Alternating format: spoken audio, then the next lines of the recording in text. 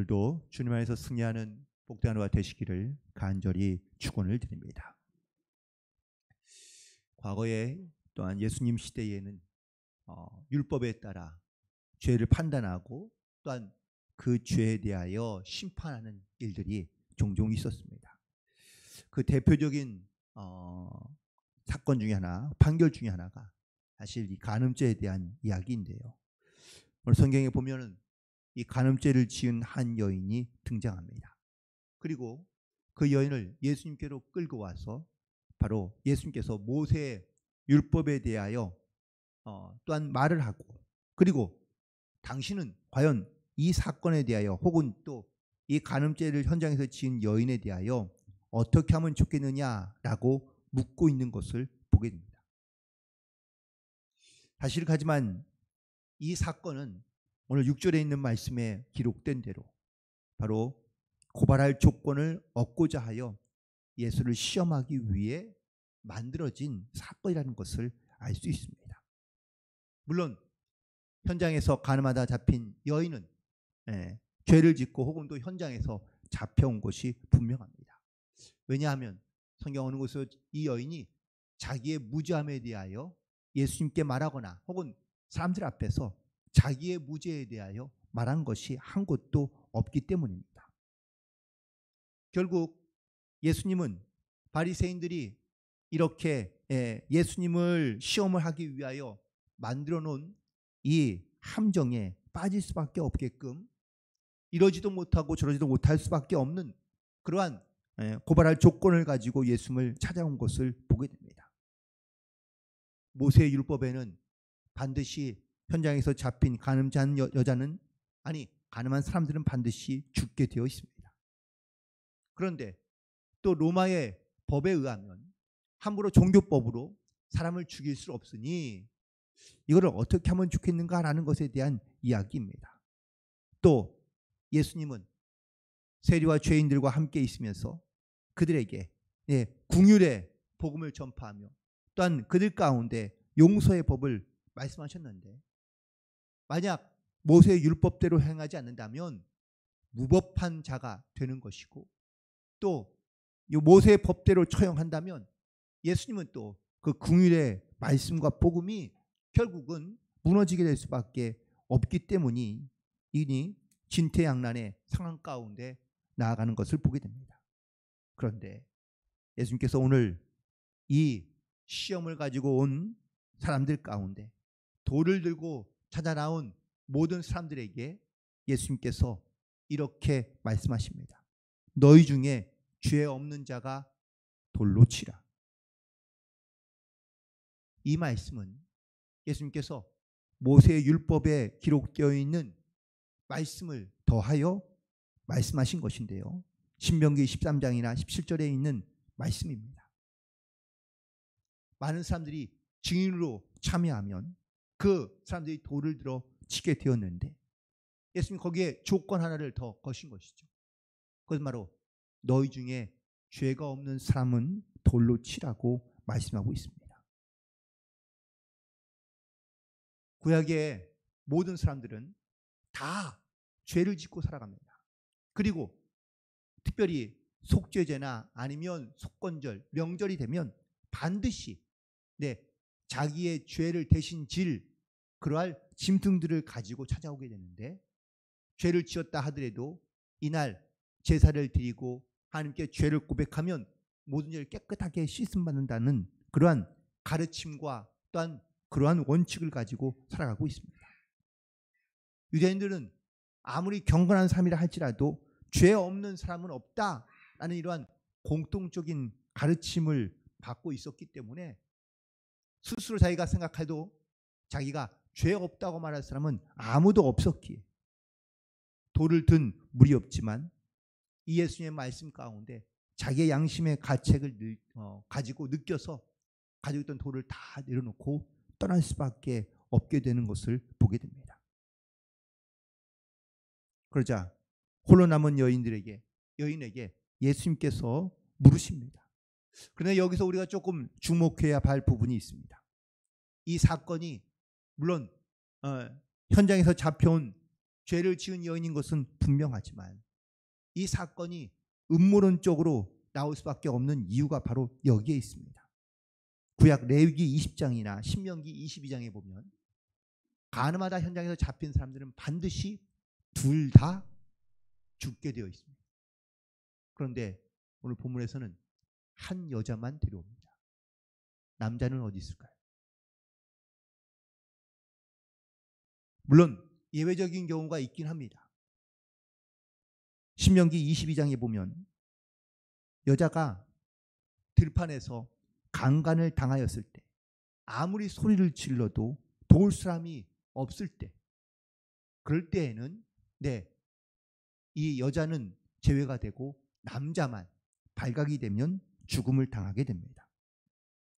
그러나 그 외에 모든 율법에서는 간음하다가 현장에서 잡힌 사람은 남자든 여자든 둘 다 함께 처벌을 받게 됩니다.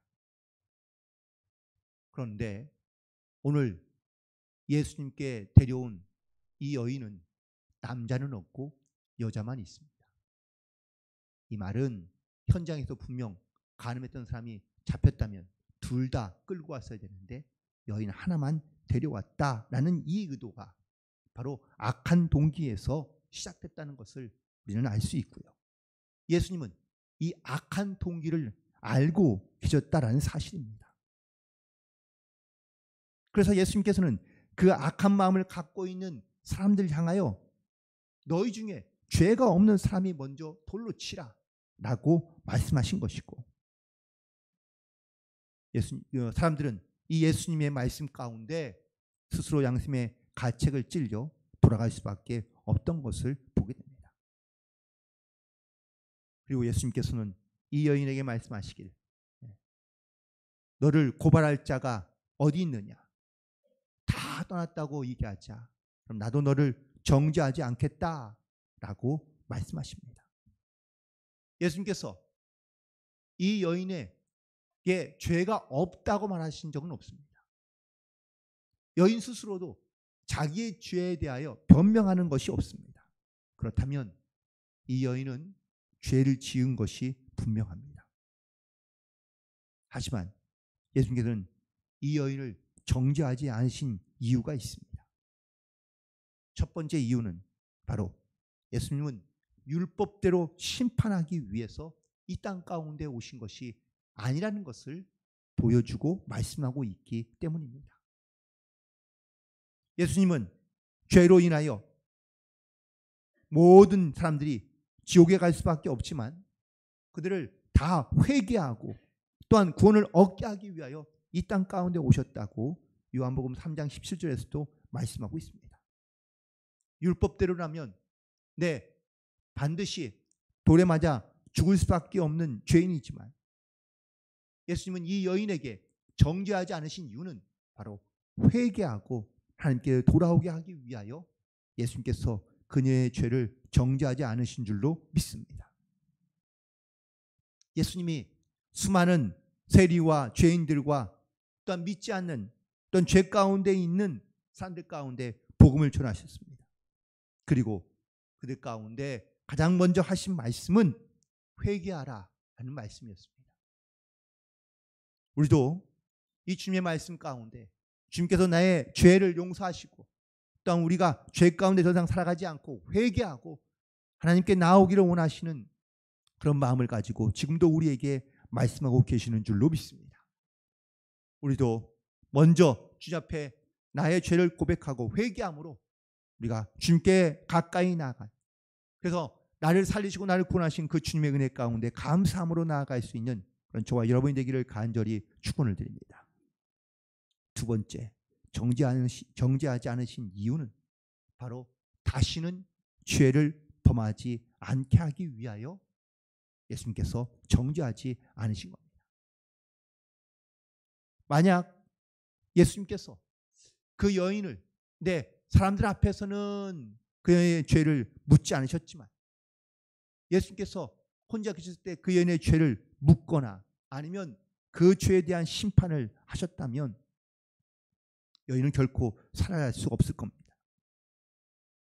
하지만 예수님은 그 여인에게 바로 죄에 대하여 묻지 않으시고 더 이상 앞으로는 죄를 범하지 말라고 말씀하고 있는 것을 보게 됩니다. 모세의 법은 분명히 간음한 자를 돌로 치라고 명하시지만 예수님은 그녀에게 죄를 용서하시고 그리고 앞으로는 다시는 죄를 짓지 않는 영적인 결단 가운데 나아가도록 요구하고 요청하고 있는 것을 보게 됩니다. 우리도 마찬가지입니다. 우리도 주님의 은혜와 사랑으로 모든 죄에서 깨끗하게 구원받은 하나님의 거룩한 백성으로 이 땅 가운데 살아가야 될 영적인 사명과 본분이 있는 줄로 믿습니다. 단순히 내 죄를 회개하고 또한 내 죄를 용서받는 것으로가 끝이 아니라 그 주님에 대한 사랑과 용서로 우리가 이제는 어떠한 믿음의 삶을 살아가야 될지를 우리 가운데 반드시 요청하고 있고 또한 물으시는 말씀인 줄로 믿습니다. 특별히 오늘 말씀하신 가운데 다시는 죄를 범치 말라라는 이 말씀은 매우 단호한 결단을 우리 가운데 요청하는 말씀입니다. 여인은 사람들 앞에 끌려와 예수님 앞에 서기까지 아마 자기의 죄로 인하여 자기가 이제는 죽을 수밖에 없겠구나 라고 생각하며 삶을 포기했던 여인일 것입니다. 예수님도 자비를 베푸시긴 하겠지만 예수님은 죄에 대하여는 그냥 넘어가지 않고 있다는 이 사실에 우리가 반드시 주목해야 됩니다. 우리는 가끔 내가 죄를 용서받고 내가 주님의 그 사랑으로 내가 이 땅 가운데 다시 새로운 삶을 부여받았다는 이 사실을 우리가 깨닫긴 하지만 우리가 이것을 다시 내 삶에서 확실한 믿음의 증거로 살아가지 못할 때가 많이 있다는 겁니다.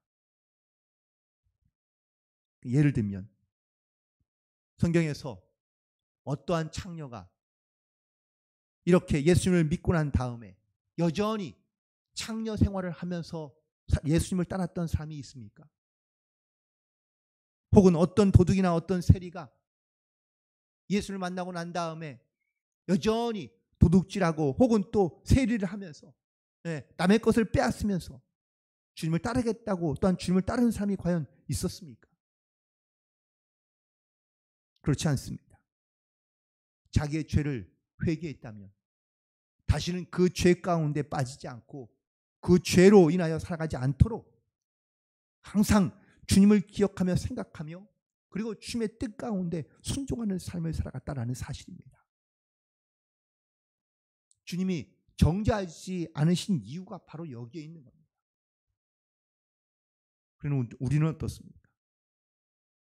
우리도 주님 앞에 나의 죄를 자복하고 회개하며 내가 주님의 은혜로 죄를 용서받고 구원함을 받았는데 그런데 내 삶에는 달라지는 것 변하는 것 하나도 없이 반복된 죄를 짓고 있다면 또한 반복된 그러한 죄 가운데 살고 있다면 우리는 새로운 피조물로 주님 앞에 나아가는 것이 아니라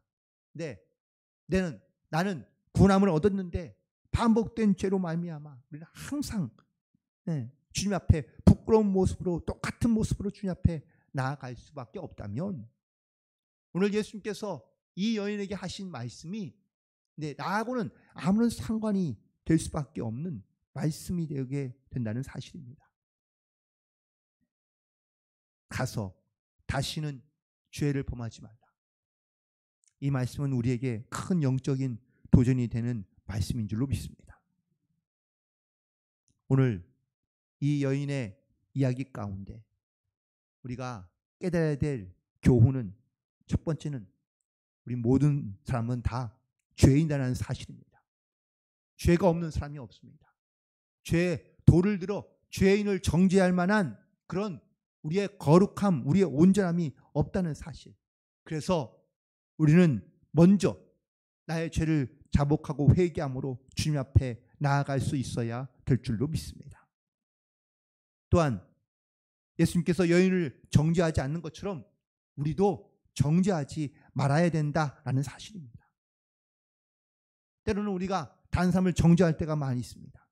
하지만 우리도 역시 똑같은 죄인이다 라는 사실을 깨닫는다면 우리는 다른 사람을 정죄할 일이 없어야 한다라는 사실입니다. 그리고 마지막으로 가장 중요한 것은 내 죄를 깨달았다면 다시는 죄를 짓지 않으며 살아가는 것이 중요합니다.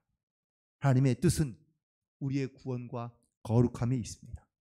예수님께서는 죄인을 심판하기 위해 오신 것이 아니라 구원하기 위해 오신 줄로 믿습니다.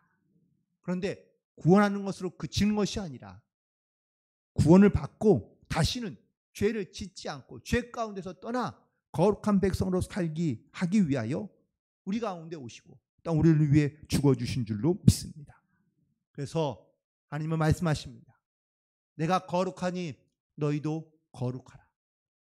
우리는 오늘도 이 거룩한 사명과 또한 본분과 또한 하나님의 은혜를 깨닫고 우리가 영적으로 의롭게 되며 하나님의 거룩한 성도로서 이 땅 가운데 살아가야 될 사명이 있음을 다시 한번 깨닫고 말씀으로 나를 돌아보고 우리가 죄에서 떠나 온전한 그리스도인으로 살아갈 때 의롭고 거룩하게 되어 하나님께 영광을 돌리며 날마다 승리하며 주님과 동행하는 복된 하루가 되시기를 주님의 이름으로 간절히 축원을 드립니다. 기도하시겠습니다.